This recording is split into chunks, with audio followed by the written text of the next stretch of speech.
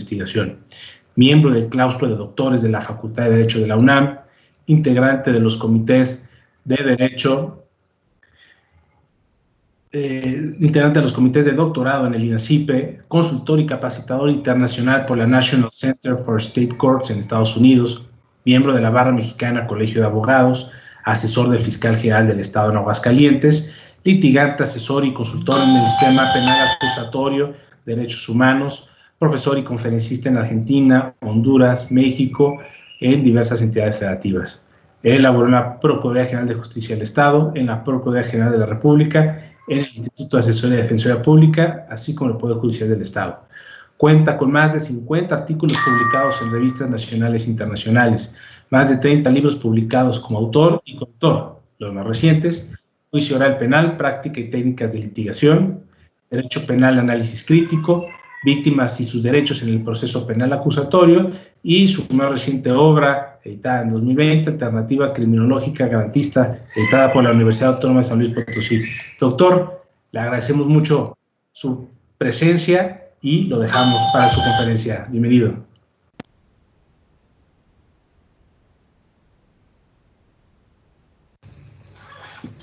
Muchas gracias, Benja. Muchas gracias a la Casa de la Cultura Jurídica del Estado de Aguascalientes por la invitación a platicar con ustedes estos temas relacionados con lo que viene siendo el derecho penal y cuestión probatoria. Entonces, en una nueva modalidad, bueno, seguramente algunos de ustedes ya han estado trabajando con lo que viene siendo este sistema de Teams. Entonces, les comento, de acuerdo a lo que me estuvieron platicando aquí la Casa de la Cultura, los organizadores,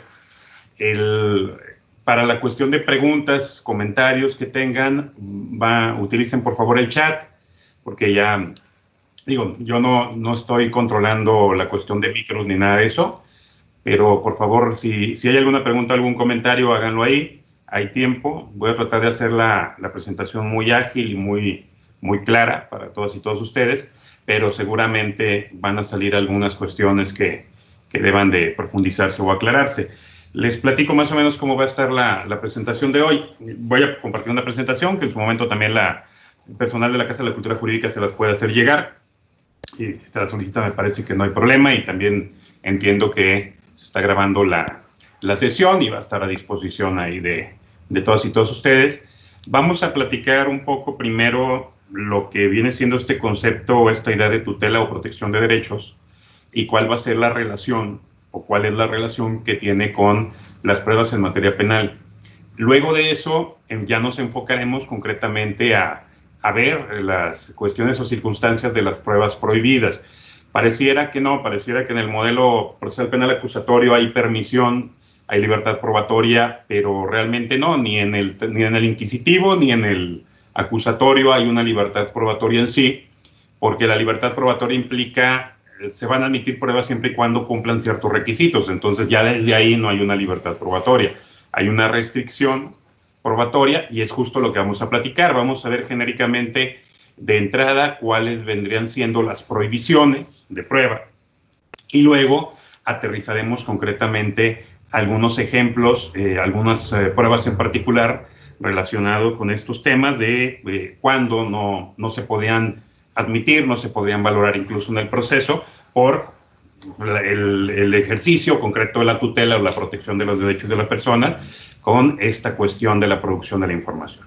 Entonces, en este momento voy a empezar a proyectar la presentación con la que vamos a trabajar, que es un PowerPoint que en unos segundos más seguramente ya les va a aparecer ahí la presentación.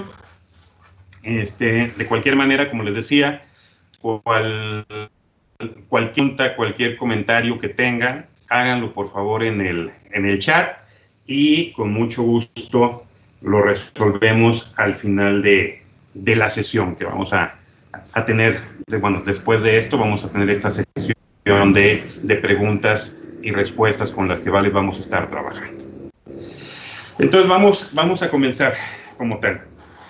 Les decía, bueno, la idea de hablar de tutela de derechos, de protección de derechos, en el modelo procesal penal acusatorio, en sí no es algo exclusivo del modelo, vamos a decir, del modelo mexicano procesal penal.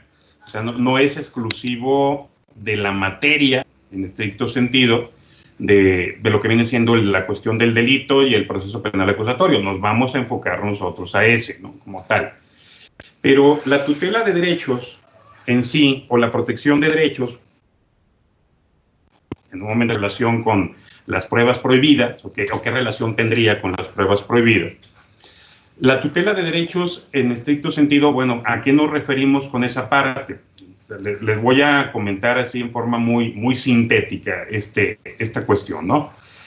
¿Cuál? ¿O qué implica tutelar derechos? Pues implica proteger derechos. La idea de una tutela de derechos es la idea esencial del Estado constitucional del derecho de que el Poder Judicial, de que las juezas, los jueces, magistrados, ministras, ministros, etcétera, se conviertan en la garantía máxima de protección de los derechos humanos y derechos fundamentales de las personas. Ahí sí ya están presenciando, están viendo la diapositiva. Cuando vean, bueno, se entiende perfectamente que estamos hablando de Constitución Federal, pero cuando vean CADH, Convención Americana de Derechos Humanos, PIDCP es el Pacto Internacional de Derechos Civiles y Políticos, ya hay un conjunto de principios que forma parte de la juridicidad internacional en materia de derechos humanos, que se desconoce mucho, se aplica poco por lo mismo, y que prácticamente es una ventana de posibilidades para aplicar o para resolver cuestiones en materia de sistema penal acusatorio, que son el conjunto de principios para la administración de justicia penal de Palma de Mallorca, que las pueden encontrar como las reglas de Mallorca. Y ahorita voy a explicar por qué son aplicables en el modelo mexicano. Entonces, la tutela de derechos implica protección de derechos humanos, de derechos fundamentales y de garantías. Ahorita vamos a esta parte. Una protección que siempre tiene que ser progresiva, es decir, siempre tiene que ir avanzando a favor del derecho, un derecho que ha sido ganado por el ciudadano y que ha sido ganado en reconocimiento por el Estado, no creación por el Estado, sino reconocimiento por el Estado. Es un derecho que no puede echarse para atrás, es un derecho que, si va a haber un cambio en la estructura normativa o en los procesos de producción o de protección, etcétera, sobre cuestiones concretas de esos derechos, siempre tiene que ir hacia adelante, o sea, no puede ir hacia atrás, o sea, siempre tiene que trabajar como tal hacia adelante. Eso viene siendo el principio de progresividad en materia de derechos humanos, que lo tenemos en el artículo 1 de la Constitución. Bueno, esta progresividad va de la mano con la vinculación directa de los derechos. ¿Qué es esto de la vinculación directa de los derechos? Que no podemos, vamos a decir, alegar, no podemos establecer que las únicas autoridades facultadas para proteger derechos humanos y derechos fundamentales, pues son las autoridades federales. Estamos hablando de que todas las autoridades tienen la obligación de ejercer un control de constitucionalidad y un control de convencionalidad. En un primer momento y directamente los tribunales judiciales, en un segundo momento las demás autoridades. A lo mejor los tribunales, las demás autoridades no tendrán como tal una facultad específica de declarar inconstitucional o inconvencional una norma, pero sí tienen la obligación de aplicar aquella norma que beneficie en mejor medida el derecho, por lo que indirectamente desaplicarían una norma que violentara el derecho o el orden constitucional o internacional y la aplicarían. Y la otra regla, o es en esta idea de la protección a la tutela de los derechos, es el tema de la garantía de protección de derechos siempre que se busque satisfacer, o en su caso el sometimiento a la ley cuando se pretenda violentar. Rápidamente sintetizo esta parte. Si yo quiero garantizar y tengo la obligación de satisfacer un derecho, no puedo poner como pretexto que la ley no me dice cómo, o que la ley no me indica hacia dónde voy a caminar. Yo tengo que buscar entonces el derecho internacional o la norma constitucional que me ayude a aterrizar ese derecho, y tengo que crear el proceso. Y no es violentar la función legislativa. Es si el legislador es omiso, si el legislador no ha cumplido con su función, yo no puedo poner como pretexto esa omisión del legislador para no hacer efectivo un derecho. Tengo que aplicarlo, y es algo que la Corte ya ha interpretado, no es invento del hoy ni es teórico. Es algo ya interpretado por la Corte y antes de la reforma del 10 de junio de 2011 en materia de derechos humanos. El segundo tema está en la cuestión de, bueno, pero ¿qué pasa cuando yo quiero violentar un derecho, que es distinto a satisfacerlo? Si yo quiero intervenir un derecho, si yo quiero afectar un derecho, en estricto sentido, necesito no solamente que la norma constitucional me lo indique, sino también que exista una norma inferior que me establezca el mecanismo a seguir para intervenir el derecho. Es decir, en conclusión, lo que todas y todos conocemos o conocíamos como la autoridad solo puede hacer lo que la ley le faculte, es eso exclusivamente si quiere violentar derechos. O sea, si quiere afectar derechos, sí puede hacer exclusivamente lo que la ley le faculte, no puede hacer más. Pero para garantizar derechos, ahí sí, no puede poner como pretexto que la ley no lo faculta, porque la principal ley que lo faculta es la Constitución y además el derecho internacional en materia de derechos humanos. Ese es el principal fundamento normativo para satisfacer derechos. Ahora, ¿quién? Como les decía, ¿hacia dónde vamos con esta parte? Bueno, de entrada, la garantía esencial es la jurisdicción, es decir, los tribunales judiciales, el Poder Judicial, que están creados no simplemente como un contrapoder encargado de resolver los casos concretos y explicar el derecho a esos casos.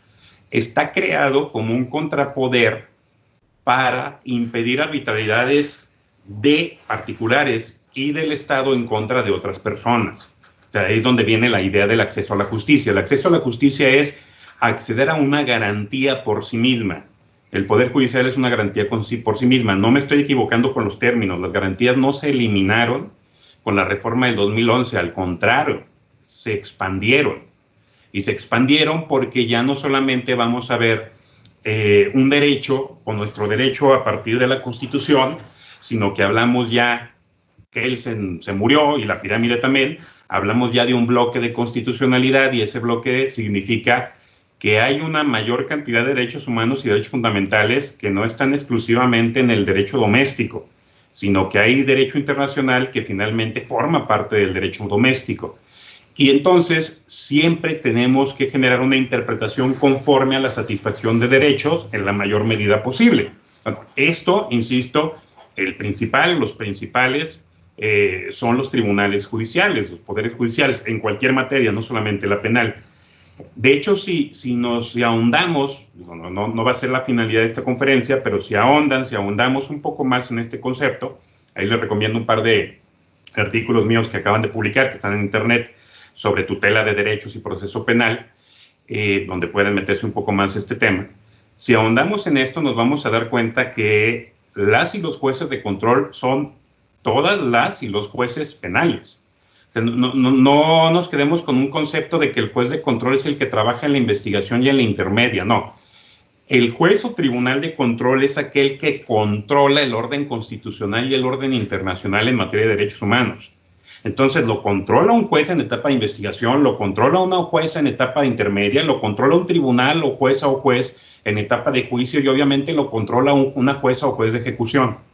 O sea, todas y todos los jueces, magistradas, magistrados, ministros son tribunales de control, porque su nombre implica eso, no controlar a las partes, no controlar la investigación y los actos de autoridades, controlar que se garanticen los derechos humanos y fundamentales en la dinámica del proceso penal, dejar de aplicar y echar a un lado aquellas normas que vayan en contra de esos derechos humanos y fundamentales, no dejarle esa chamba a otro tribunal, hacerlo directamente en nuestros poderes judiciales y con eso fundamentar el verdadero acceso a la justicia. Aquí, si ven en esta diapositiva, estamos agregando DU, que sería la Declaración Universal de los Derechos Humanos, y la Declaración Americana de Derechos Humanos. Y ahí están varios artículos de la Constitución, del Pacto Internacional y de la Convención Americana. Insisto también, échese un clavado, tengan a la mano las reglas de Mallorca. ¿Por qué? Porque el derecho internacional en materia de derechos humanos no se basa exclusivamente en tratados.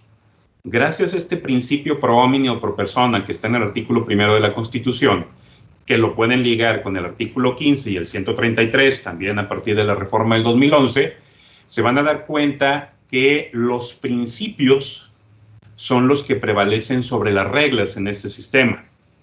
Porque los principios, los verdaderos principios, siempre tratan de satisfacer y garantizar derechos de los involucrados. Fíjense que no estoy diciendo del imputado y del imputado o de la acusada, estoy hablando de los involucrados. Y los involucrados son víctima, asesor victimal, Ministerio Público, imputado, imputada, defensor y obviamente la sociedad que se vea involucrada o que pueda ser afectada en el proceso, no con calidad de parte. A alguien le pueden afectar su domicilio para obtener una prueba y nada tiene que ver con el hecho delictivo. Entonces, todos estos involucrados como tal tienen una serie de derechos que se maximizan con los principios, que son criterios de optimización, y que en consecuencia me expande el derecho internacional de los derechos humanos a una juridicidad que no es exclusiva de tratados internacionales, y que incluso nos podemos meter bastante a cuestión de jurisprudencia, la Corte Interamericana para estos temas, pero insisto, no es tampoco como tal la finalidad de esta conferencia. Esto nomás darle un panorama. Entonces, en conclusión, ¿qué es la tutela de derechos? Es concretamente la herramienta jurídica que tiene cualquier persona, particularmente aquí los involucrados en el proceso penal, para poder acudir ante los tribunales, solicitar su protección, y entonces el tribunal decida, como regla general, previamente en audiencia contradictoria, si se va a afectar o no se va a afectar el derecho de una persona, o en casos excepcionales, que por la misma urgencia o cautela establece la Constitución, previamente se afecta el derecho, pero inmediatamente después tengamos un verdadero acceso a la justicia donde esa parte afectada pueda tener una audiencia ante los tribunales y el tribunal verifique si la intervención o la afectación del derecho fue válida o no para que la ratifique o la rechace. O sea, ese es el acceso en la tutela de derechos en general y particularmente en lo que estamos enfocando al modelo procesal penal acusatorio.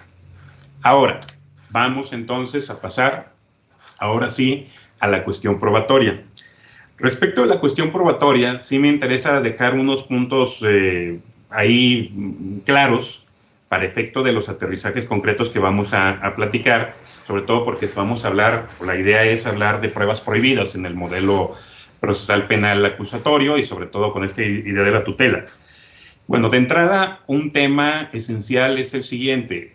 Pues, ¿qué es un medio probatorio? Pues, un instrumento probatorio es toda fuente que nos ayuda a llegar a una verdad aproximada, porque nunca vamos a encontrar la verdad ni la realidad de un hecho en un proceso, a una versión aproximada de los hechos, y que entonces el tribunal decida si esa versión aproximada de los hechos coincide o no con un delito, coincide con que una persona que está siendo acusada sea culpable del delito y en consecuencia incluso relaciones de víctima-victimario y circunstancias de individualización de sanciones y ejecución penal. Es la fuente. Un proceso no sirve sin pruebas, así de fácil. No sirve sin instrumentos que le ayuden a los jueces, a las juezas, a los jueces a tomar decisiones. Desde las palabritas, ¿no? El fallo. Cuando un tribunal emite un fallo, no emite más lo que hallo, es lo que significa fallo, que hallé, que encontré, que me diste. Cuando un tribunal valora una prueba es estimar, valoración es estimar. ¿Y qué estimo? Pues de lo que estás proponiendo como hecho, si esa prueba coincide con el hecho, es un ejercicio simplemente de lógica y de premisas mayores, menores, conclusiones de argumentativo, interpretativo. Pero finalmente lo que el tribunal hace es tomar a las fuentes y decidir si esas fuentes coinciden o no con la versión que le está planteando cada una de las partes. Pues ahí es donde vamos a entrar. ¿Cuáles fuentes son las permitidas y cuáles no?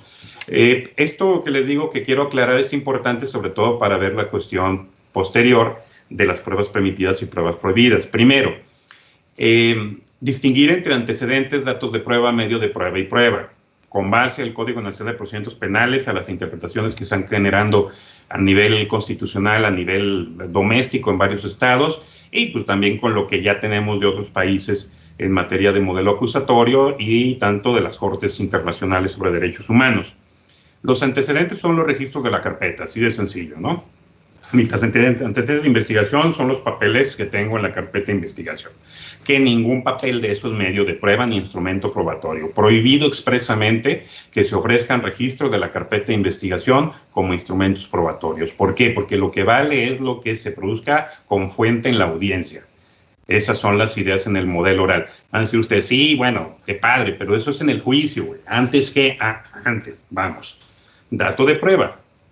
El dato de prueba no son los indicios, el dato de prueba no es la evidencia, el dato de prueba no es la carpeta. El dato de prueba es el ejercicio que hacen las partes ante el juez en las audiencias preliminares al juicio. ¿Cómo? Sí. Cuando un ministerio público, cuando un asesor, cuando una víctima, cuando una acusada o acusado, imputada, imputado y su defensa le platican al juez, fíjense, le refieren al juez lo que tienen. O sea, la jueza y el juez confían en ellos con base al deber de lealtad y objetividad, pero pues no saben si realmente existe o no eso, no saben si existe el testigo, no saben si existe el perito, no saben si existe el objeto, no saben nada más que lo que le refieren las partes. Ese es el dato de prueba. El dato de prueba no es en lo que está en la carpeta de investigación. El dato de prueba surge y aparece en la audiencia en el momento en que el fiscal le está diciendo al juez que tiene un testigo y lo que el testigo le informó. En el momento en que la defensa le indica al tribunal que un perito que contrató hizo un dictamen, lo hizo de esta manera y concluyó esto. Esa es la referencia a fuente de información. Ese es el dato de prueba. O sea, fíjense cómo el dato de prueba no se refiere entonces a los instrumentos probatorios, se refiere a la manera en que se produce la información ante el tribunal. De hecho, en dato de prueba, lo que tenemos es característica de oralidad, que es cuando las partes le hablan al tribunal, no cuando las fuentes le hablan al tribunal. El medio de prueba ya es la selección de toda la evidencia que se recolectó en investigación y que entonces ya las partes deciden qué evidencia de esas quieren llevar a juicio y entonces ya le dan un carácter de instrumento probatorio.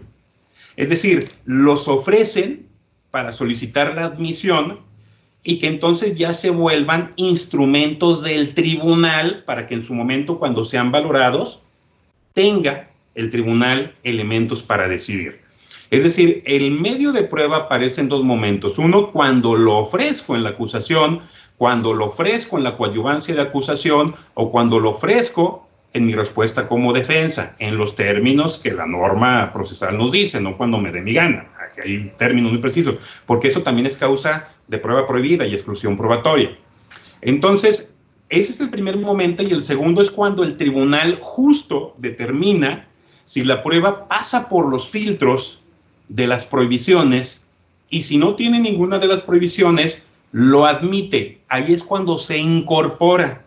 Luego estamos utilizando en juicio oral la palabra incorporación cuando la incorporación se dio en la audiencia intermedia. En el juicio oral lo que tenemos es desahogo probatorio, no tenemos incorporación. La incorporación al proceso es aquí justo cuando lo cataloga el tribunal como medio de prueba y lo admite. En ese momento lo incorpora al proceso como tal. Y ya, luego veremos la cuestión del desahogo. Y ese sería el último punto, la prueba. Una vez que la fuente le habla al tribunal, una vez que va el testigo, que va el perito, que va el policía, que va el objeto, que va la fotografía, que va el video, que le puchan al play y el tribunal lo puede observar, lo puede escuchar, lo puede sentir, sentencia, sentir, en ese momento ya tenemos prueba. Ya cuando se desahoga, se produce, vean el nombrecito, desahogo de la prueba. Luego a veces pregunto, ¿qué entienden por desahogo? Ah, pues cuando la prueba se interroga en el juicio. No, desahogo, ¿qué es? ¿Qué hacen ustedes cuando se desahogan? Unos me dirán, lloro, no, bueno, sueltas, ¿verdad? Sueltas las lágrimas. Ese es el desahogo. La fuente, fíjense el nombre, fuente agua, derrama su información. Y en ese momento tengo prueba. Ahí es cuando tengo principio de oralidad. Antes no. Solo cuando la fuente le habla directamente al juez, tengo principio de oralidad. Juicio oral, principio de oralidad. El término constitucional, cuando se pide duplicidad, la persona puede ser privada de la libertad y que quiero como defensa desahogar medios de prueba, bueno, los desahogo, también tendría principio de oralidad. La prueba anticipada no tengo principio de oralidad. Como que no, pues, si el testigo se desahoga frente al juez, no se desahoga frente al juez. La jueza o juez de control no desahogan al testigo. La jueza o juez de control lo único que hacen es controlar que las partes cumplan con los requisitos de interrogatorio, que sigan las reglas, pero para que se desahogue ese testigo, vamos a tener que llevar el video a la audiencia de juicio, picarle al play y que se desahogue frente al tribunal de juicio oral. Ahí es cuando vamos a tener el desahogo del testigo. Ahí es cuando la fuente le va a hablar directamente al tribunal. Digo, es importante esto entonces para que nos demos cuenta que la evidencia siempre es la misma, la prueba siempre es la misma, durante todo el procedimiento es el mismo testigo, el mismo perito, el mismo indicio. Esta clasificación es de acuerdo a la forma en que se transmite la información al tribunal y que también tiene reglas de transmisión para ser válida, y si no se cumplen con esas reglas de transmisión, es prueba prohibida. Es información prohibida que no podemos tomar en cuenta. Ya que pasamos de este tema, seguimos. Insisto, vayan poniendo ahí sus preguntas y comentarios si es que sale alguna. Vamos ahora sí, genéricamente, ¿cuáles son las pruebas permitidas y las pruebas prohibidas? Genéricamente. Y luego ya después de esto vamos a trabajar lo que viene siendo algunos específicamente temas concretos respecto de la cuestión de algunas pruebas en particular, ¿no? De algunas reglas en particular. Miren, les decía, bueno, en este sistema acusatorio trabajamos, a diferencia del modelo tradicional inquisitivo, con una libertad probatoria. ¿Qué es eso de libertad probatoria? Que de entrada, pues, los hechos se pueden demostrar mediante cualquier instrumento probatorio que no esté prohibido. Lo que le decía, entonces no es tan libre. Pues no es tan libre entonces. Vamos a ver que el mismo sistema de protección de derechos establece ciertas restricciones justo para garantizar que con el ejercicio de libertad probatoria no se violente el ejercicio de libertad de otros derechos de las personas. Y entonces, para saber cuáles son las pruebas permitidas, tenemos que entrar a las prohibiciones de prueba, o cuáles son las pruebas prohibidas. Pues aquí voy a comentar las reglas genéricas y luego ya iremos viendo algunas pruebas específicas en particular sobre esta base de la prohibición. Impertinencia, o que también le llaman, que no es pertinente como tal la prueba, se refiere a aquellos instrumentos o fuentes de información que no tienen que ver o no tienen relación con la materia del juicio, ¿no? Como tal. Hay que tener cuidado aquí porque luego nos olvidamos de la información que llevamos para la credibilidad del testigo, que es muy distinto a la información que llevamos para probar el hecho. Claro que los medios probatorios de entrada tienen que ir con mi hecho de teoría del caso, o sea, qué es lo que quiero probar de mi teoría del caso, pero también van de la mano y pueden ir para qué quiero acreditar para que confíes o creas en mi testigo. Acreditar, darle credibilidad igual al testigo como tal.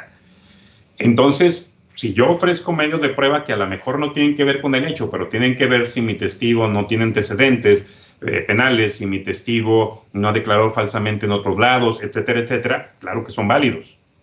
¿Por qué? Porque la teoría del caso no es exclusiva, y obviamente la probatoria, no es exclusiva de la cuestión del delito. Para toda petición, para toda solicitud en el modelo acusatorio tiene que haber una teoría del caso, aunque sea sencilla, pero tiene que haber teoría del caso. Entonces son aquellas que no tienen relación con los hechos, con la materia del proceso, con la materia del juicio. Un ejemplo muy rápido que se me ocurre, alguna vez que llevé un caso ya hace varios años de un robo, palabras más, palabras menos, y decirlo rápido, pues cuando estaba analizando, ya que llegué después en ese tiempo era tradicional, era una autoformal prisión, que llegué después del asunto de la formal prisión, me nombraron defensor, pues pido copias en ese tiempo de la averiguación previa, estoy revisando, era un robo en domicilio, era cada habitación, y me encuentro una solicitud donde se pedía que al imputado le hicieran un rastreo en su cuerpo para ver si tenía fluidos relacionados con delitos sexuales. Y al principio me quedé así como que, yo creí que como decían que había entrado, el imputado había entrado a la casa violando la chapa de la puerta, que a lo mejor querían alguna correlación por esa violación de la chapa. Pero le dije, no, a lo mejor simplemente se equivocaron porque pues aquí era formato de todo y mando oficios a todos lados y luego vemos que elegimos, ¿no?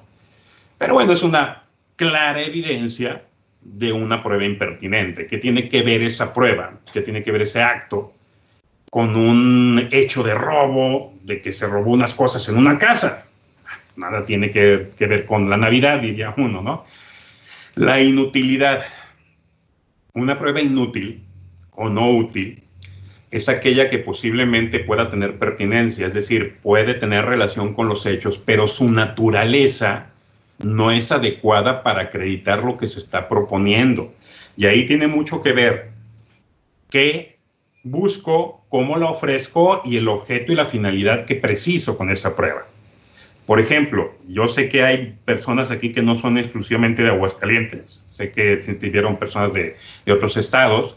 Hay estados donde todavía tienen la dinámica de que consideran que se demuestra el estado de ebriedad de una persona con un dictamen de alcoholemia o con un dictamen toxicológico en el caso de una droga que produzca efectos similares. Y no, un dictamen de alcoholemia no tiene la naturaleza útil para demostrar un estado de ebriedad. Tiene una naturaleza útil para demostrar que una persona tiene alcohol en la sangre y otros tantos de botana, es decir, para determinar si tomó alcohol, pero no la ebriedad. Para la ebriedad necesito un dictamen médico. Entonces, si yo ofrezco, por ejemplo, un dictamen de alcoholemia para tratar de acreditar un agravante de que una persona se encontraba en estado de ebriedad, pues esa prueba podrá ser pertinente porque pues, tiene relación con el hecho y con la persona, pero no es útil. Y al no ser útil está prohibida. Y no la puedo llevar. No la puedo producir ni la puedo valorar. Entonces, ahí va mucho en el contexto de qué es lo que quieres demostrar, hacia dónde va esa utilidad. Sería algo así como, bueno, pues voy a ofrecer a mi compadre, que es bien borrachote, y que pues él vio al otro tipo que se iba tambaleando, pues entonces él seguramente como experto me puede decir que está borracho el otro. No, necesito un médico, necesito un examen, necesito otra cosa que sea realmente útil por su naturaleza para evidenciar esa información. Las pruebas innecesarias. ¿Cuáles son las innecesarias? Pues aquellas que tratan de demostrar hechos públicos y notorios o de acuerdos probatorios. Hechos públicos y notorios, pues recuerden, es una ficción jurídica que nos dice que determinadas circunstancias se entienden conocidas por todos y no tengo que probar.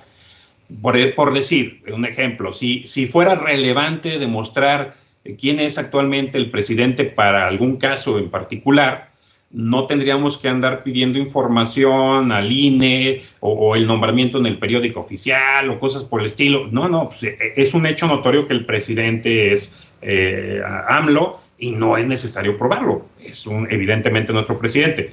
Pero también está en acuerdos probatorios. Fíjense que los acuerdos probatorios son prácticamente convenciones que hace el imputado, obviamente a través, o referenciándose o validándose con su defensa, porque no se hacen con la defensa, se hacen con el imputado o la imputada, y los acusadores, ya sea el Ministerio Público o acusador particular o asesor victimal, de que determinados hechos se den por probados justo para agilizar el juicio oral, para no hacer tan largo las audiencias, para no tener que traer gente que no sea necesario traer a las audiencias, y porque pues, prácticamente de la estrategia de defensa y de la acusación que hizo el fiscal pues, se desprende claramente coincidencias, se desprenden hechos que no están sujetos a debate. Entonces, pues si se llegan a esos acuerdos probatorios, pues no hay necesidad de admitir determinados medios probatorios, ya están prohibidos para no alargar o no generar un retraso innecesario en el procedimiento. Aquí un comentario al margen, a todas y todos los que son defensoras y defensores, y se los digo yo como defensor, porque independientemente que haya estado apoyando también al lado oscuro de la fuerza, por acá, yo sigo siendo defensor y mi mentalidad es de defensor, justo por eso estoy en este aspecto. Hemos visto o he visto cómo hay mucha negación a los acuerdos porque se cree que si se hace un acuerdo probatorio es algo que le perjudica porque están aceptando algo de culpabilidad y nada tiene que ver. De hecho, a veces hasta es, ¿cómo decirlo?, contradictorio que, por ejemplo, se proponga por la fiscalía, oye, pues que la causa de la muerte de la víctima es choque hipovolémico por una lesión tal. Y que la defensa dice, no quiero ningún acuerdo, ninguno. Y como no se les puede forzar, pues no hay acuerdo, ¿no?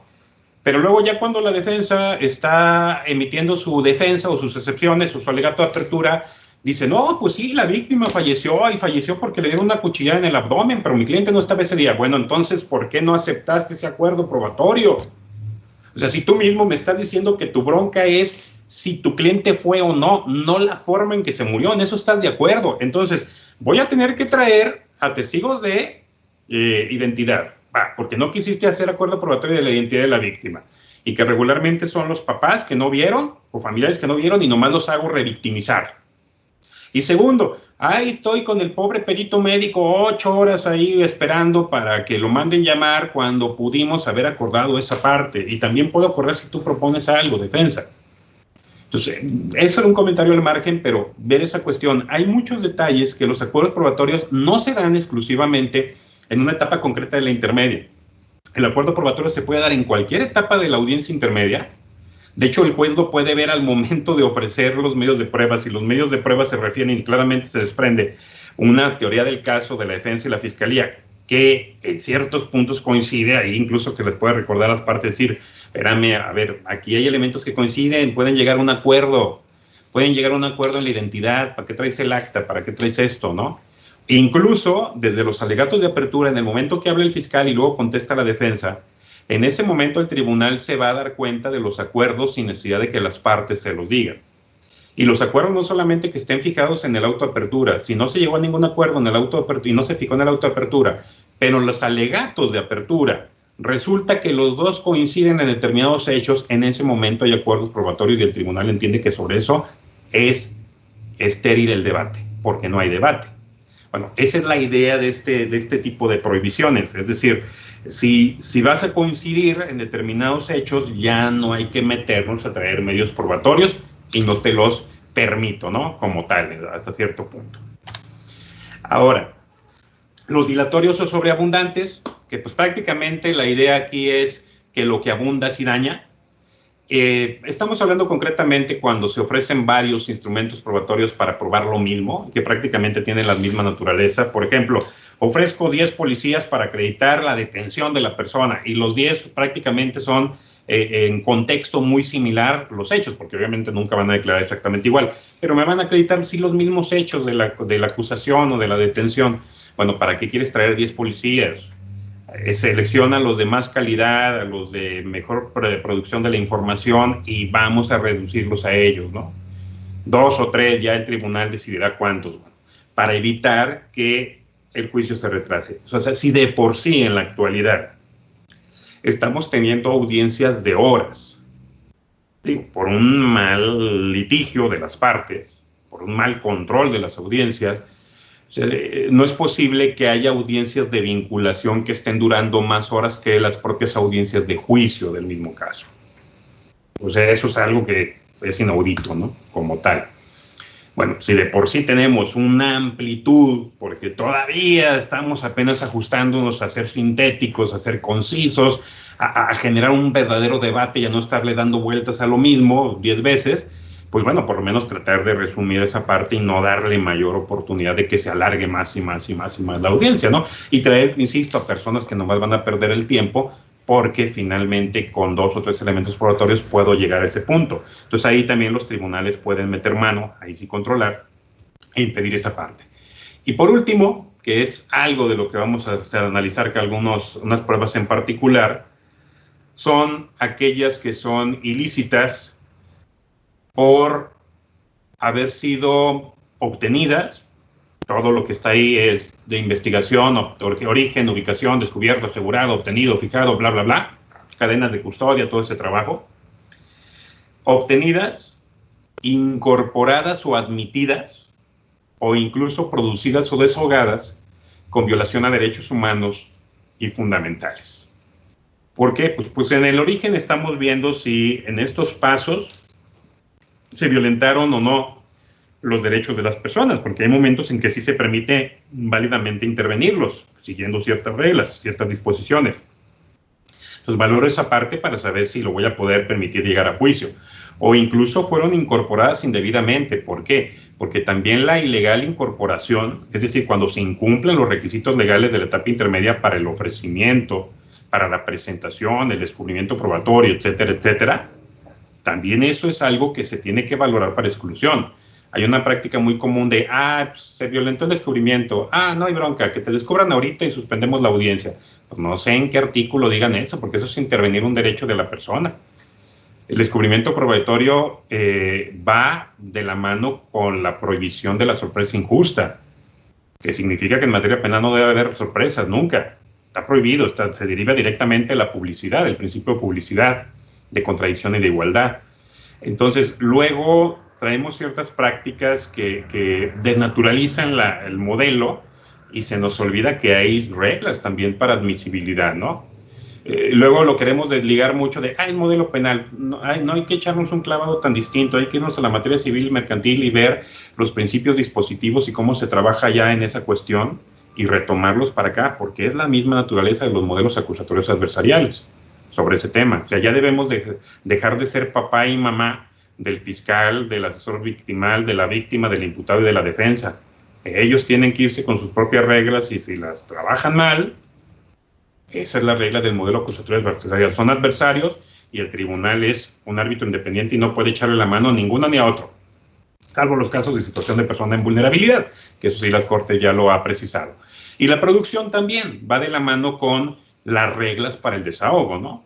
Las reglas para poder interrogar, para generar el desahogo de una prueba material, para aplicar técnicas concretas para que la parte pueda tener contacto con un registro de investigación, etcétera. Bueno, también hay reglas que en su momento ya también eso se valorará si fue permitido o no fue permitido, si es prohibido o no la información. Aquí sí ya por el tribunal al momento de emitir el fallo o por el tribunal de alzada o el amparo en el momento de impugnar o solicitar la protección constitucional. Aquí quiero hacer un paréntesis antes de entrar, ya sé, porque esta ya es la segunda parte de la charla, de la conferencia, y ya entraríamos a la parte final, a la recta final, porque si hay preguntas, creo que es lo que podemos tener como más enriquecedor también, hacer un diálogo, aunque sea a través del chat, con las preguntas y comentarios que tengan. Aquí yo nomás hable y hable y hable. Quiero hacer un paréntesis antes de entrar a algunas pruebas en particular con cuestiones de prohibición, también clarificar lo que es una cadena de custodia. La cadena de custodia es el conjunto de pasos que le van a dar certeza al tribunal. Fíjense bien, ¿a quién? Al tribunal. Le van a dar certeza al tribunal, a la jueza, al juez, de que la fuente de información o el instrumento probatorio o el dato de prueba que se le está referenciando en la audiencia es el mismo que tiene relación con el hecho y que se originó con el hecho. Por eso se le llama cadena. Todos esos pasos, imagínense una cadena con sus argollitas. La última argollita que está con el tribunal tiene que darle la certeza con todas las argollitas unidas de que la primera argollita, que es la prueba, es la misma información. Si falta alguno de esos pasos, está rota la cadena, y si está rota la cadena no hay ninguna certeza de que esta evidencia que tiene el tribunal sea la misma que estuvo relacionada con los hechos. Por eso es muy importante la cadena de custodia. La cadena de custodia entonces es todos los pasos. La cadena de custodia inicia desde una detención en flagrancia, desde una denuncia o querella, y concluye hasta que un juez de ejecución decreta el cierre y acaba con el cumplimiento, y entre comillas, porque queda guardado para un posible reconocimiento de inocencia. La cadena de custodia no es el papelito que se le pega a los objetos. Ese es un registro de cadena de custodia. La cadena de custodia no es el traje que utilizó el perito para levantar el objeto. La cadena de custodia es todo lo que se hizo para dar certeza. De hecho, la carpeta de investigación o las carpetas de investigación, ¿por qué? Porque el asesor de la víctima puede hacer investigación y puede tener su carpeta, y la defensa también puede hacer investigación y puede tener su carpeta. Las carpetas de investigación por sí mismas son cadenas de custodia de todo el proceso de investigación. Por eso las tenemos ahí, para dar certeza a las partes. Y si se violenta alguna, pues se informará o se referenciará al tribunal. No se ofrecen como medios de prueba, pero sí es un elemento que le ayuda al tribunal a que se garantice o se vea más bien que se está cumpliendo con el deber de objetividad y el deber de lealtad en la producción de la información. Bueno, vamos ahora a esta última parte, ¿no? Como tal, algunas pruebas prohibidas en particular. La primera que quiero comentar no es un tratado ni vamos a ver algo que se tendría que ver en 2 o 3 meses de cada uno y cada detalle. Quiero ser muy sintético. La primera, pues el imputado. Hay 2 clases de prueba en el modelo acusatorio, la prueba que habla y la prueba que no habla. Y la prueba que habla se refiere a personas, y la prueba que no habla se refiere a objetos, indicios, etc. Entre las pruebas que hablan están los testigos, y los testigos incluyen a los peritos o a los expertos. En las pruebas que no hablan, pues, todo lo demás, objetos, documentos, fotos, sangre, etcétera, ¿no? La imputada o el imputado no es medio de prueba.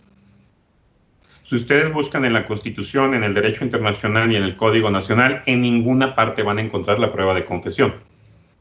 Solo hay una referencia que se quedó mal y que se quedó mal del proyecto, que está, si mal no recuerdo, en la del término constitucional, cuando se le da la posibilidad al imputado, no recuerdo si ahí o en la lectura de derechos de la tarjeta Miranda que tenemos aquí en México como lectura de derechos, hay una referencia, algo así, de que el juez le dirá, creo que es en el término constitucional, que el juez le dirá al imputado que aguas porque todo lo que diga podrá ser utilizado en su contra.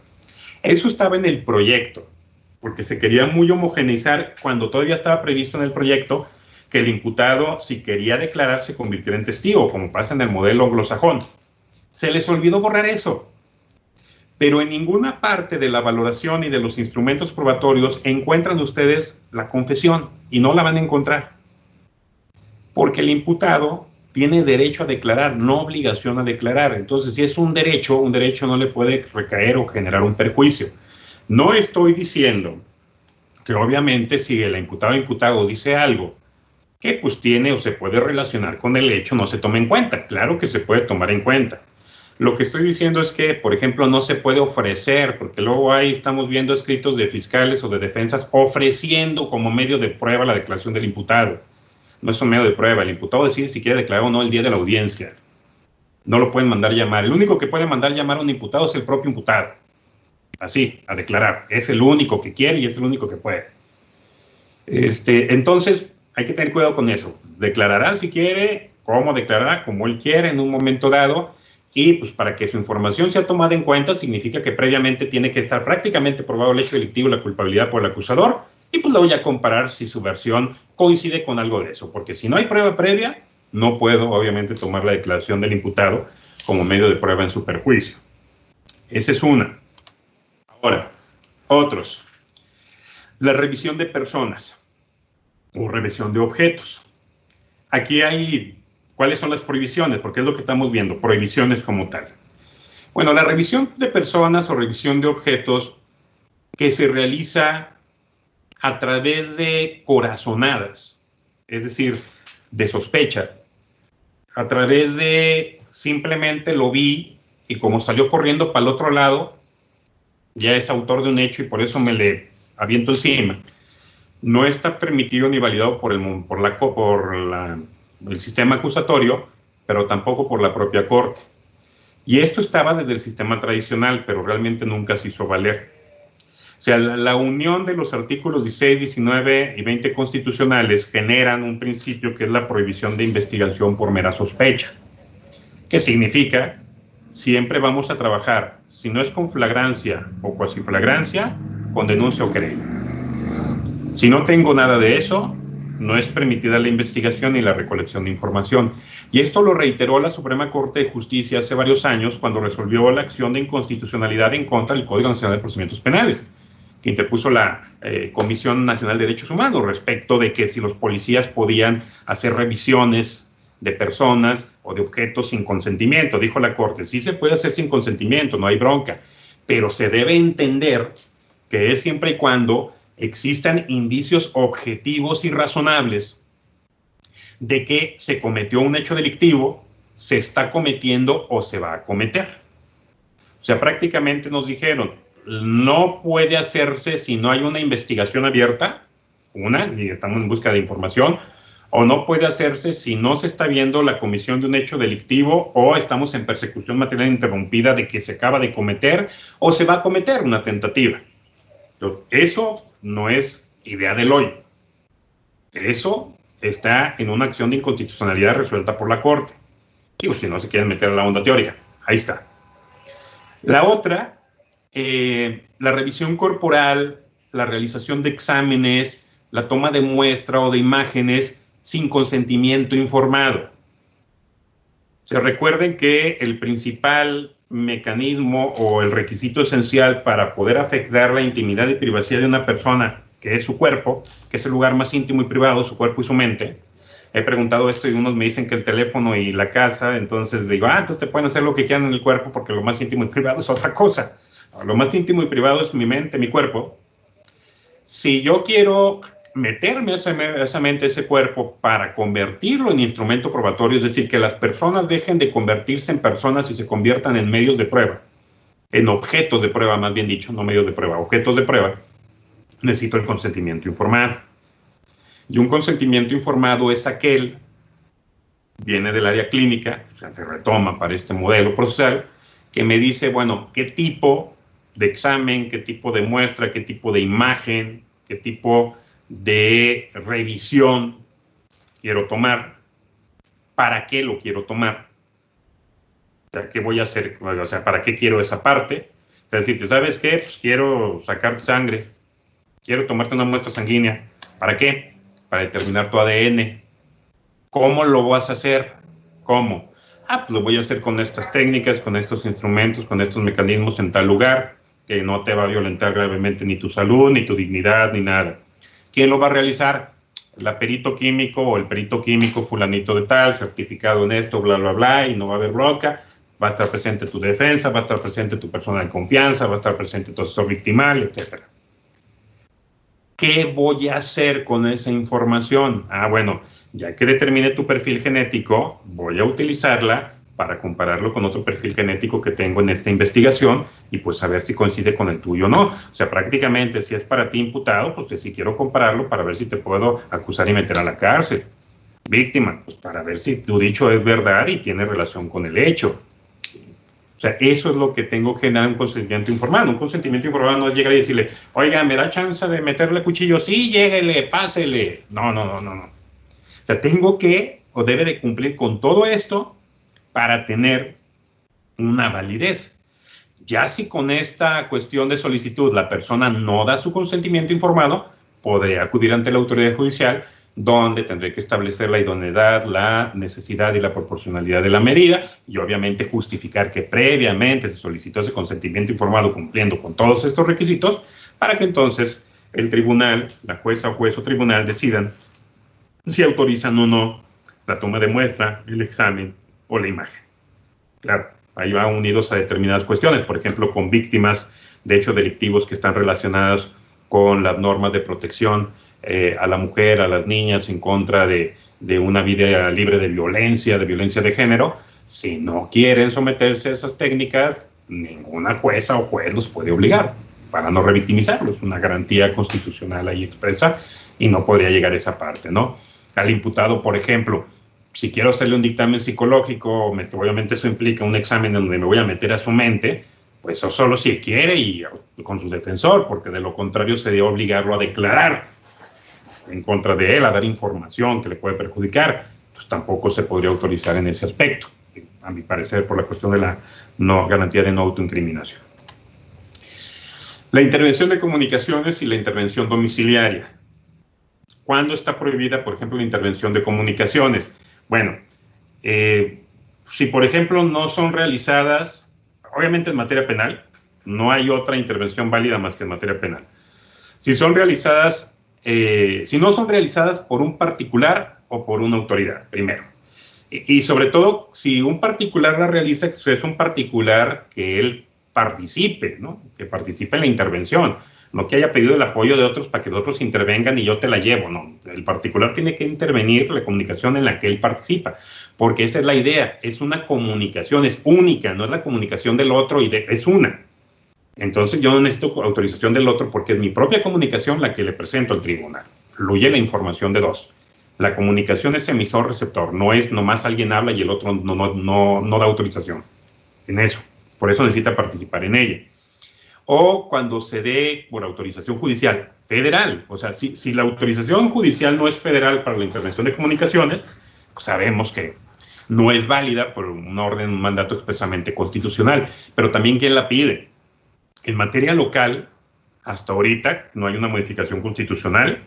Solamente son los fiscales generales los que pueden pedir las intervenciones, pero se tiene que pedir a una autoridad judicial federal. En materia federal no hay problema, porque ahí sí dice la ley, y las leyes han establecido que puede ser la FGR, que puede ser otros organismos de inteligencia, incluso la cuestión militar, no hay tanta bronca. Pero en lo local, en lo doméstico, estados, son los fiscales generales.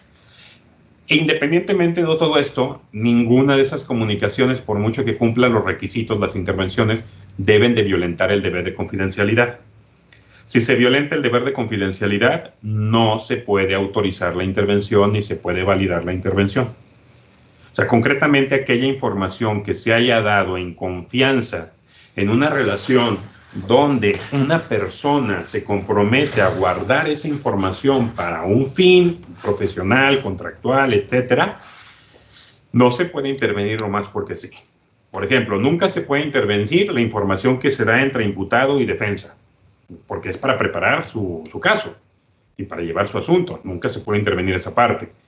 Entre familiares del imputado y el imputado, esa se puede intervenir parcialmente. Por eso se le pregunta a ciertos familiares que están en este rango, que tienen, más bien se les indica que tienen derecho a no declarar en contra de su familiar, pero que también tienen derecho a renunciar a eso y declarar en contra de su familiar. Entonces ahí, en un primer momento, hay una confidencialidad por la protección de la seguridad de la amistad, bueno, no la amistad, la familiaridad, el parentesco, etcétera. Pero ese sí lo puede romper el otro y decidir declarar. Y por último, cuando tenemos personas que deben de guardar secreto profesional y reciben información de la víctima, del imputado, de algún tercero, que pues de entrada no se les puede pedir la información, salvo, o más bien, no se puede entregar esa información o intervenir esa información, salvo que la persona que dio el secreto lo libere de guardar el secreto, ¿no? Pero luego es muy común, hace poco estuve trabajando en un diplomado sobre el protocolo de Estambul, y me decían psicólogos, es que es muy común que la autoridad luego, Ministerio Público, nos pidan los expedientes de nuestros pacientes y hasta nos amenazan con multarnos. Dije, pues contéstenles que hay un deber de confidencialidad y que mientras el paciente no les dé la autorización no se los pueden dar. Que si a pesar de eso quiere que se lo entregue, y así el juez dice que a pesar de eso se lo entrego, pues se lo entrego, pero ya me protejo yo a que el que está cometiendo el delito es el juez, no yo, o el MMP. Porque ellos son los que están rompiendo el deber de confidencialidad, es lo que les digo. Luego dejamos a un lado, por ejemplo, la ley de protección de datos personales, no nos metemos a los avisos de privacidad, a todos estos temas que pues tienen que ver con esta onda en la cuestión penal para saber si la comunicación se puede intervenir. Porque la comunicación es la transmisión de datos íntimos, privados, como tal. Y no solamente hablar por teléfono con una persona. Cuando alguien llega a un hotel y da información, está dando y está comunicando privadamente información personal. Entonces acá no de Jason Bourne vamos a llegar ahí con, oiga, fulanito está así, ¿en cuál habitación? Órale, ábrame. Vamos a ver todo este tema, ¿no? El ingreso a domicilio. ¿Cuándo está prohibido el ingreso a domicilio? Bueno, cuando se haga sin consentimiento ratificado. Recuerden que se puede ingresar con consentimiento de la persona siempre y cuando se ratifique después de posteriormente los 5 días siguientes a que se haya hecho la autorización. Incluye obviamente estos lugares privados de acceso público. Recuerden que hay muchos lugares donde si bien se permite el acceso al público, no dejan de ser privados. Y que el acceso al público es exclusivamente para un fin. Entonces, si el fin no es el de meterme a un restaurante para comer, o meterme a una iglesia a rezar, o a un centro comercial a pues nomás ver, porque no tengo dinero para nada, pero me quiero meter a ver, sino que mi fin es buscar pruebas o detener personas, necesito el consentimiento. Porque es un lugar privado de acceso público. Lo establece el código, lo establece ya la interpretación internacional.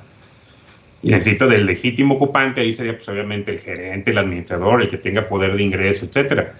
Tan es así que si vamos a un restaurante, un antro, y no, bueno, ahorita está cañón, pero no nos dejan entrar porque no vamos bien vestidos, pues muy discriminatorio y todo, pero es su derecho de reserva de admisión porque es un lugar privado.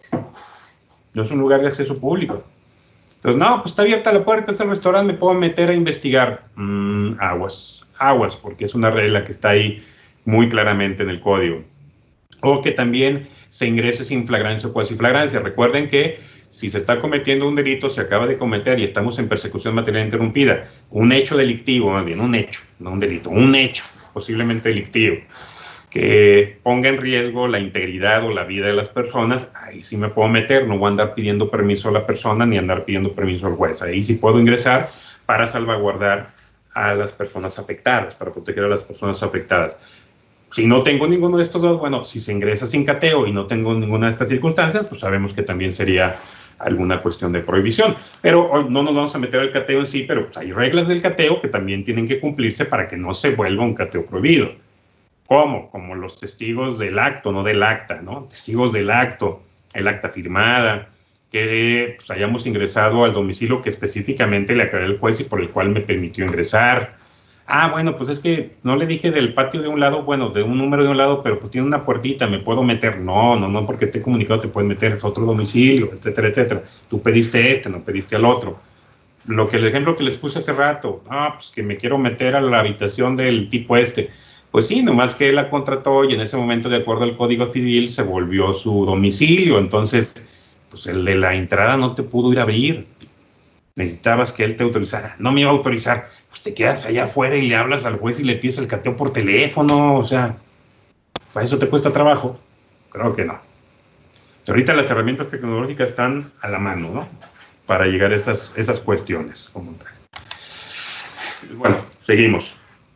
Otras pruebas prohibidas. Por ejemplo, peritajes irreproducibles. ¿Qué son los peritajes irreproducibles? Algo que también ya existía, pero que este modelo sí tiene como tal la regla y a mí se me hace muy, muy importante y padre que se tenga, que es aquellos peritajes que por su naturaleza no puedan ser reproducidos en forma independiente y autónoma y en las mismas condiciones posteriormente. Es decir, en este sistema, para que una prueba valga, para que una prueba pueda ser desahogada y valorada, siempre debe permitir la contradicción. Ya, si no se ejerce es otra cosa, pero siempre debe permitir la contradicción. Entonces, si yo sé que voy a hacer un peritaje que no se va a poder contradecir posteriormente, contradecir no porque analicen mi peritaje y me digan si está bien o está mal, sino que en las mismas condiciones o posibilidades la otra parte pueda realizar su peritaje, pues necesito entonces aplicar esta regla del peritaje irreproducible y avisarle a la defensa que se va a hacer un peritaje de este tipo por si quiere nombrar perito, y le digo cuándo y a qué horas, ya si quiere llegar su perito, no. Con el solo avisarle cumplimos. Pero si no damos este aviso, si no le damos vista a la defensa, y es algo que por su naturaleza no se puede reproducir, aguas con eso, porque luego se confunde irreproducible con sí se puede repetir. No. Estamos hablando de que los peritajes se basan en ciencia, por eso son conocimientos especiales, científicos, sociales o naturales, pero científicos. Y una de las reglas esenciales del método científico es la experimentación, y para que el método científico llegue a conclusiones de teoría o de ley, necesita repetir los experimentos en las mismas condiciones y variables para tratar de llegar a los mismos resultados, y si llega a los mismos resultados, entonces ya podemos hablar de ciencia. Eso es lo que significa esto. No, es que lo puedo repetir. ¿Por qué? Pues porque puede ver lo que yo hice. No, ver lo que tú hiciste no es repetir un dictamen, es analizar tu dictamen. Yo necesito analizar y hacer el mío.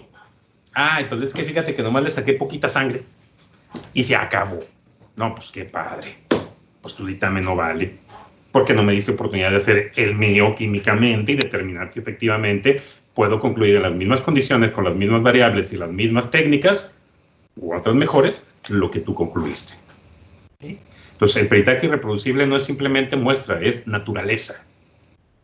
Científicamente lo puedo reproducir o no posteriormente. No lo puedo reproducir, regla.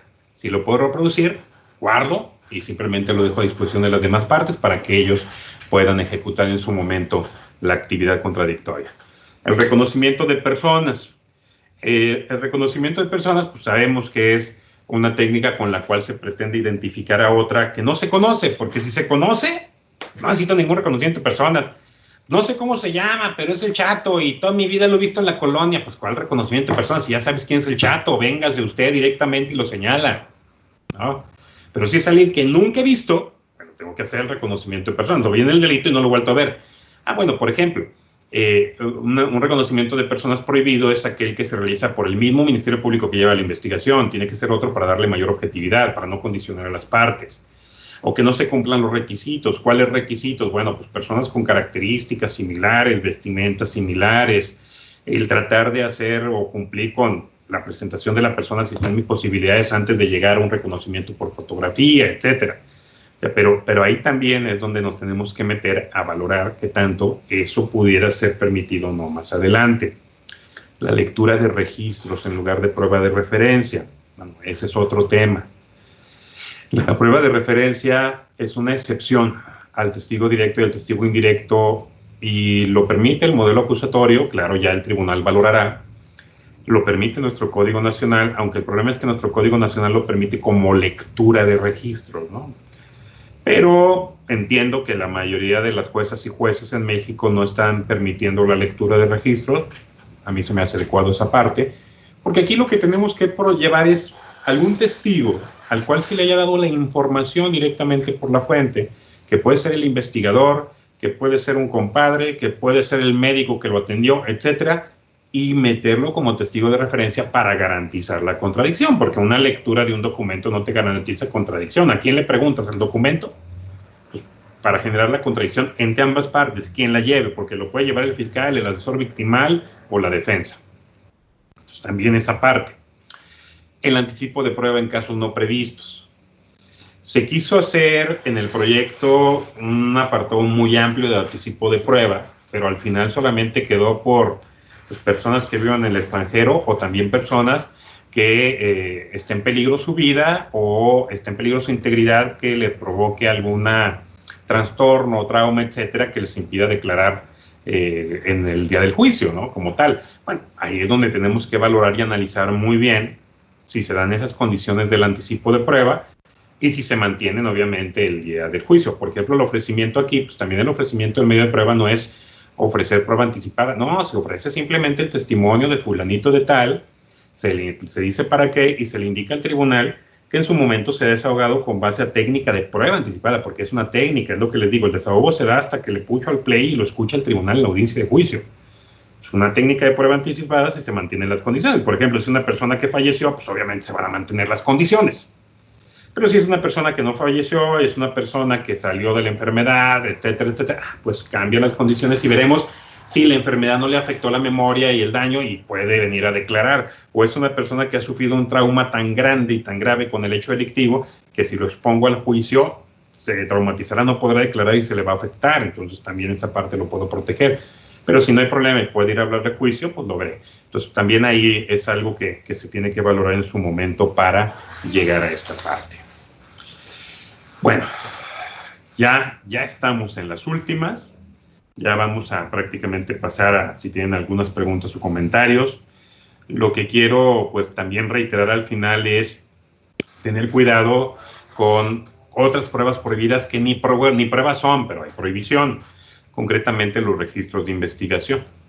Los registros de investigación no se pueden ofrecer como medio de prueba, bueno, no se deben, porque está prohibido, porque son registros de cadena de custodia, son registros que tienen que estar en la carpeta porque la fuente le tiene que ir a hablar al tribunal.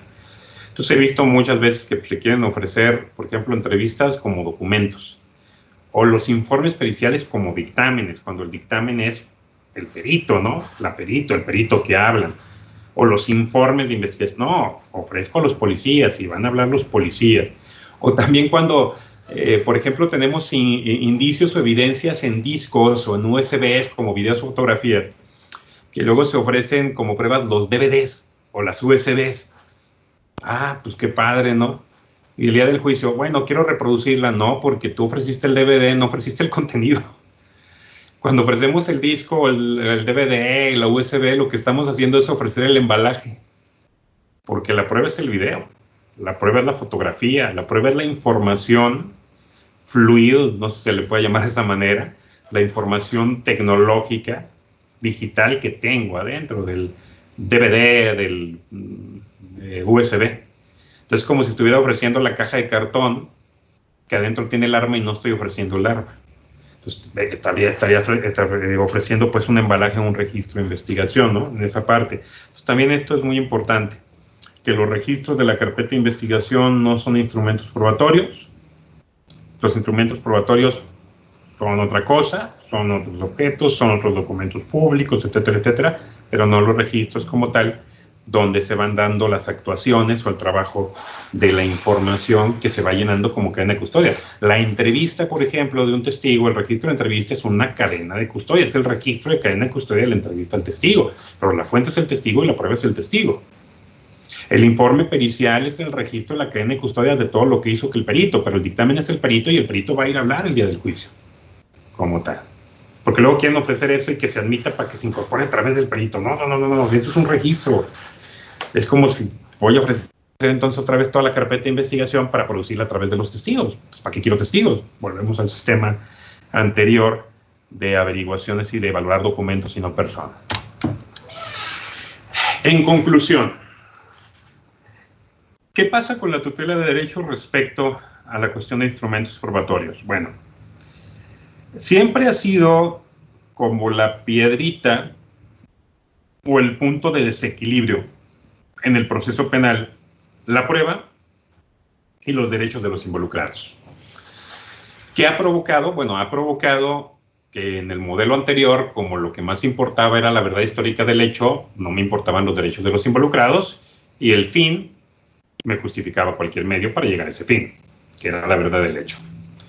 Pero en el modelo acusatorio, la dinámica cambia y el modelo de oralidad, el sistema penal acusatorio no se caracteriza por la oralidad. ¿Por qué?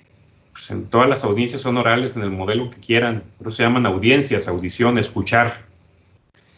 Lo que caracteriza al modelo acusatorio es un modelo controlado por juezas y jueces desde la etapa de investigación y hasta ejecución. Un modelo donde las juezas y jueces son la garantía máxima de protección de los involucrados, de la sociedad, frente a otros miembros de la sociedad, sean públicos o privados. Y que ese mecanismo de protección busca atenuar las violaciones a derechos humanos y fundamentales en los procesos de reacción de castigo del Estado. Una de las formas es el validar o no determinadas injerencias a los derechos de otras personas que se convierten en instrumentos probatorios, como las detenciones, como los ingresos a domicilio, como las tomas de muestras. Es decir, finalmente, muchas de las pruebas o los medios o instrumentos probatorios que se pueden recolectar, se van a recolectar posiblemente interviniendo los derechos de las demás personas, y es donde tengo que entrarle yo, jueza o juez, a tutelar esos derechos en el entendido de si se siguieron o no con las garantías, y es con lo que quiero llegar a concluir. Les dije hace rato, hablo mucho de garantías y no es que esté hablando mal o que sea indebido. Las garantías no desaparecieron y nunca van a desaparecer, porque las garantías son los mecanismos concretos de protección de un derecho. Son los mecanismos concretos que me ayudan, 1, a satisfacer un derecho, o 2, a determinar si es válida la intervención de un derecho. Se escucha feo, pero el proceso penal para que metan a la cárcel a una persona o lo castiguen es una garantía. La legalidad en materia penal de establecer mínimos y máximos de una pena es una garantía. Y entonces, si yo cumplo con el debido proceso y te sentencian y te imponen un castigo, se cumplió con tu garantía. Y entonces es válida la intervención del derecho. Pero si no cumplo con ese debido proceso, que es el respeto a derechos humanos fundamentales y garantías, en forma progresiva, en forma directa, constitucional e internacionalmente, para satisfacer los derechos, o en su caso validar las intervenciones por los tribunales, no estaríamos hablando de una validación, y es ahí donde tiene que entrar, o donde entra la tutela judicial efectiva o la tutela de derechos en este sistema de justicia penal. Con eso, pues prácticamente es con lo que vamos a concluir. Ahí les dejo mis datos, algunos me tienen ahí en Facebook, otros no, pero ahí están mis datos para quien quiera tomarlos. Ahí tenemos un canal en YouTube donde luego vamos subiendo también charlas y comentarios, no solamente teóricos, sino aplicados también a la práctica de lo que vamos viendo día con día. Y pues entonces, con esto quedaría a sus órdenes. por si, digo, porque ahorita no alcanzo a ver, ya el maestro Benjamín me va a apoyar con esa parte, por si alguna o alguno de ustedes tuviera alguna pregunta o algún comentario sobre la charla. Muchas gracias. Muchas gracias, doctor Elod. Te agradecemos mucho, como siempre, la claridad de tus explicaciones. Y tenemos, en efecto, preguntas. Procedo a leerlas. No sé si desees que te las haga de forma individual o en bloques. Te voy a hacer de forma individual para que yo creo que podamos desarrollarnos, ¿no? De la forma en la que tú consideres. Okay. Pregunta Alan Eduardo Samarripa López. ¿El reconocimiento de persona cómo se ofrece en juicio? ¿Como documento o testimonio? Ok, el reconocimiento de personas es una técnica que se hace en investigación. Entonces no es un medio de prueba por sí mismo. El medio de prueba van a ser las personas cuando vayan a hablar al juicio y le expliquen al tribunal que hicieron la identificación. Entonces el reconocimiento de personas sale a través de preguntas, sale a través de los interrogatorios. Lo que debe ofrecerse, por ejemplo, si se tienen fotografías de las personas que obviamente estén previamente en la carpeta de investigación, de las que participaron o intervinieron, ofrecer igual las fotografías para en su momento mostrárselas al testigo. Obviamente el testigo explicará que participó en alguna diligencia, que había varias personas, los describirá, indicará, y ahí es como se va a desahogar, pero no se ofrece el acta del reconocimiento, sino que se hace a través del interrogatorio al testigo que hizo la identificación.